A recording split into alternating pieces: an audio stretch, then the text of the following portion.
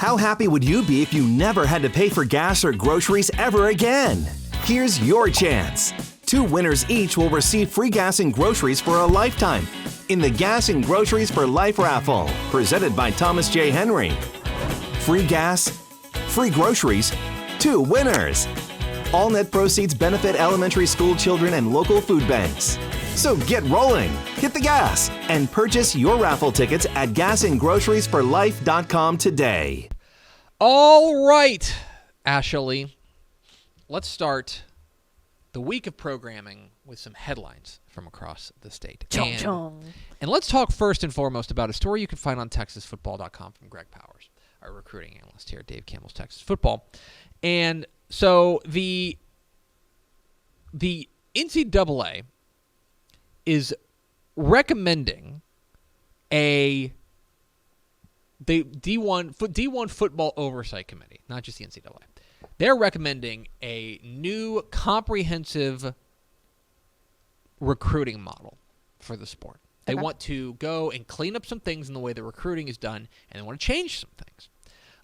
They're scheduled to meet April 12th through 13th, so this week. And I'm not going to ask you to read through the entire proposal. What I will ask you to do is, so basically they're going to modify the FBS and the FCS recruiting calendars. And what they are going to do is there's a few different things they want to do. First and foremost is they want to adjust the first date to send recruiting materials, electronic phone calls, permit in-person off-campus contacts with high school juniors, reduce off-campus recruiting activities, and in FCS modify on-campus evaluations. That's a lot of mumbo-jumbo. So we asked Greg Powers, our recruiting analyst, who swims in this soup, right, who lives this whole thing. He is the translator of the mumbo-jumbo. Right. I was like, what are the takeaways? What is actually being proposed here? And he said that there's basically 3 big takeaways for this. Okay. First of all, and he said the biggest one is that the initial contact period for underclassmen will no longer be September 1st for the junior year, but instead be June 15th of the sophomore year. So what that means, right now, if you are, let's say that you are a star wide receiver at Llano High School, as you do, and you are finishing up your sophomore year. You just finished up an all-state sophomore year. You cannot be contacted by an FBS program in any sort of official capacity until September 1st. Until September 1st. Of the until following your junior season. Yeah. Until your junior season. Right, until your junior year starts. What this is going to do is say, no, you can have the summer. Yep. June 15th is when I, a recruiting guy from North Texas, can come to you and say, hey, let me tell you all about North Texas. So that is a big shift. There will be 23 fewer evaluation period days in September, October, and November. Now, the evaluation period is any off-campus activity designed to assess a student-athlete's academic qualifications or academic ability, including a visit to the student-athlete's educational institution, so a school visit, right, during which no contact occurs, or the observation of them participating in a practice. So when G.J. Kinney from Texas State goes to Denton Braswell to watch a player, but he doesn't come in contact with them, that's in the evaluation period. He can show up at the practice and look and wave and say hi and stuff. He just can't talk to them. But he can't say, here's exactly what Texas State has to offer. Right. That's the evaluation period. They're going to diminish that. Which, to go back to the first thing, I guess if you're allowing them to start talking to them earlier, then that would reduce the amount of time you would needed for the evaluation period. They're moving things around. The other thing is that they're going to have 28 fewer recruiting person days, which means so the spring evaluation period, they're going to reduce what the spring evaluation period looks like. A lot of this is that they're going to move a lot of the action. They're going to say, hey, we're going to give you the summer after their sophomore year, the summer before their junior year. But as a result, we're going to be taking some things away. We're going to shift the calendar a little bit. When we have Greg Powers on Wednesday to talk This Week in Recruiting, I'm going to ask him about this and just say, put this into plain English for us. But essentially, there could be some shifting coming along as the way that recruiting happens for Texas high school football athletes, for athletes across the nation. Yeah, I'm interested to hear, like, obviously it's easy to see how, okay, you elongate this, so you shorten up this. Like, that stuff's easy to see, but I'm more interested to hear from Powers, like, what is the actual goal of this? Like, what is the thinking behind, okay, if we give them more time at this period, it'll shorten this. Like, how does that help as a whole, or is it just moving I think I have an idea, but I want to save it for Wednesday because I'm interested to hear that. Test him on that and see what he thinks. Okay, so we will get into that with Powers on Wednesday. There's a good little tease. Let's go to Commerce, Texas, to A&M Commerce, and this is not directly in football, but it is football. It is football-y. You may remember our friend Tim McMurray, the former athletic director of A&M Commerce. He recently resigned? He's working with another, like, sports adjacent company, but it's relaxed. It's not taking care of an entire athletic department. That's right. I think, he stepped away from his position there as the athletic director. As the athletic director there at A&M Commerce. He announces he will be departing. He departed last June. They have made a hire. Jim Curry is going to be the new athletic director at A&M Commerce. He is He's coming from Florida State, where he was their associate athletics director. He oversaw football, women's basketball, women's soccer, and men's and women's tennis. So he is you work at athletic departments. I mean this in a nice way. Everyone's an associate athletic director. Correct. There's just a million of them. Yes. But if you're talking about a guy who, as far as being in the nitty-gritty, if you're in charge of football, women's basketball, women's soccer, and the tennis programs, you have got your hands full. Yes. Especially on the football side there at Florida State. So this is a guy who, he's coming in with a pretty heavy resume. He's going to be involved specifically with, if you're interested, TexasBasketball.com has more about this. A&M Commerce is looking for a women's basketball coach after Jason Burton left to go to North Texas. So well, and we talked about this a little bit on WTF, Mallory and I did, but the fact that someone coming in who has had that level of experience for that long at a very notable D1 program, that'll help, because they're still in that transition period over into D1 kind of. That experience is invaluable. And I'll throw one other thing out there. If you take a look at Jim Curry's resume. He was reportedly, I'm reading, like deeply involved and arguably the tip of the spear when it came to Florida State's NIL initiative. Yes. And their comprehensive NIL program. So if you are talking about a guy who is up to date on the way that athletic departments operate in the year of our Lord 2023, Jim Curry is as up to speed as you can if he was running or at least heavily involved in the NIL operations of a major, an ACC, organization. Right, which is why I like that they hired someone that technically has not been an athletic director before, because those guys tend to be a little bit more on the ground, like you said, with that kind of stuff. So it made it for an easy transition over. So A&M Commerce has their new athletic director. Let's talk about the Lone Star Conference. It's been an off season for the Lone Star This is wild.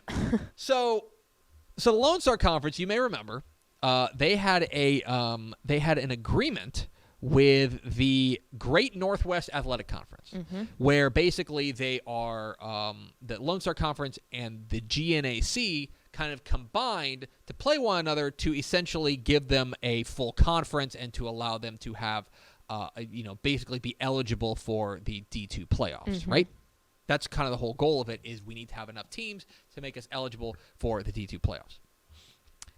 So they came up with the schedule. They announced their schedule. Everything's fine. They've settled things after kind of things have gone a little cattywampus. Right. Then we go to Lone Star Conference Media Days, and everything seems like it's pretty set in stone. Exactly. So then, and you may remember one of the strange things, and we marveled at this at the time, was that when they partnered with the GNAC, we said, oh, by the way, they've got a team in Canada. Simon Fraser up there in outside of Vancouver, kind of right across the border of Washington and Canada. They played college football, and they were in the GNAC. So you will have to imagine everyone's surprise when last week Simon Fraser discontinued their football program. Crazy.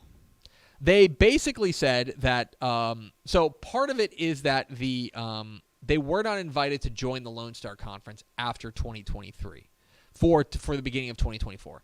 And so as a result, it sounds like, and hearing from what their president said, they said that's uncertainty. We already are kind of holding this thing together with bubble gum and rubber bands, so we're going to discontinue the program right now. And so as a result, now there are holes in everyone's schedule. Yeah. So the Lone Star Conference is in major scramble mode at the moment. And so, lot to get into. Do they have any wiggle room do they have to have one more team to be able to make it into the So that I do not know. playoff eligibility? I need to ask Corey Hogue about that. Yeah, I don't know if there's any wiggle room there. That I do not know, but that is a major story there in the Division II ranks, as Simon Fraser has discontinued football, which has, believe it or not, major implications for teams like Hardin Simmons, which is just strange. These darn Canadians. Some high school football news. Here's a shocking headline for you that we have on TexasFootball.com. 6A head coach leaves to take 3A job. Our friend Marcus Scholes, who has been at Humble before then, he was at Splendora. He has taken the job at Ponder. You may remember Ponder became open when Kyle Cooper left to go to LaGrange. Marcus Scholes is the new head coach at Ponder. That is going from a 6A program to a 3A program, which is shocking on its head. As we always say, got to look into the weeds. You got to figure out for this. It's never just like, oh, I don't like this 6A program. I want to go to a 3A program. Yep. He's from Sanger. He's a Sanger guy. He's from kind of the North Texas area. He played at Austin College. There, he was D3 All-American defensive back. You'll appreciate me saying that. And then his first coaching job was at Gainesville. So he is familiar with that part of the world. So it is going to be, it's very interesting to see that the headline is shocking, but when you read into it more, and Ponder's a good job. Ponder, we just did a whole segment about everyone that they've got coming back on the receiving world. They're going to be very, very, it's an interesting move, as a snapshot headline, but when you dig into it, you're like, okay, this does make a little bit of sense. It's coming home. I was going to say, every single comment I saw on any post about it was, welcome home, coach. Exactly right. They are embracing him like no other, which is not surprising. But he's done great work. He was at Splendora. He really kind of made his name, I think, at Splendora when he took them to that 10-2 year, which was their first 10-win season ever. Fifth district title, et cetera, et cetera. So there you go. Marcus Scholes, new head coach there at Ponder. Austin LBJ has made a hire. They've promoted Joe Rawls. You may remember that this job has actually been open since late January. Jamal Fenner left to go become the director of high school relations at UT. As a result, after a tremendous run where he took them to a state championship game. So they promoted their defensive coordinator, Joe Rawls. Joe Rawls is a Waco guy. He's a La Vega guy, actually, just like Dave Campbell. He's been their defensive coordinator for the last 2 seasons. He was the defensive coordinator at Austin Travis before then. The only thing that was interesting, not the only thing that was interesting, one of the things that was interesting was that job was open for so long. It was open for so long. Time. I think they made the right move at this point to promote from somebody from within. Joe Rawls, the defensive coordinator, the new head coach there at Austin LBJ. Congratulations to him. New Caney. You may remember New Caney is open after Travis Reeve left to go take over at El Campo. They have found their new head coach, and it is a familiar name, at least to us. Coppell Cowboys. Former Coppell coach Mike DeWitt is the new head coach there at New Caney. He's most recently at McKinney Boyd, where he was their linebackers coach and special teams coordinator, but he's probably best known for the time he spent 13 years there at Coppell. He was head coach for 8 years, 5 years as defensive coordinator under Joe McBride. Has a couple of 10-win seasons under his belt there. So he's a guy who's established there, a guy who knows what he's doing, and a defensive guy.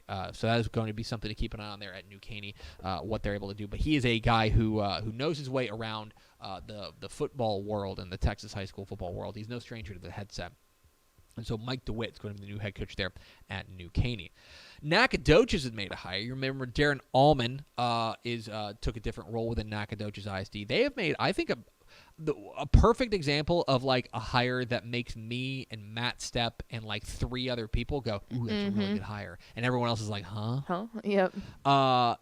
Nacogdoches has hired Poteet head coach Darby House. This is a good Not kid. Mesquite Poteet coach. Poteet, the Aggies of Poteet. The actual high school. But this is a guy who I would we categorize on TexasFootball.com as a rising star, and I think that that's the best way to do it. He was on the Dave Campbell's 40 under 40 in 2022. He was the last 5 years. He's been at Poteet. Back in when he got his first head coaching job at the age of 27, when he was a head coach at Somerville, there in the Bryan College Station area.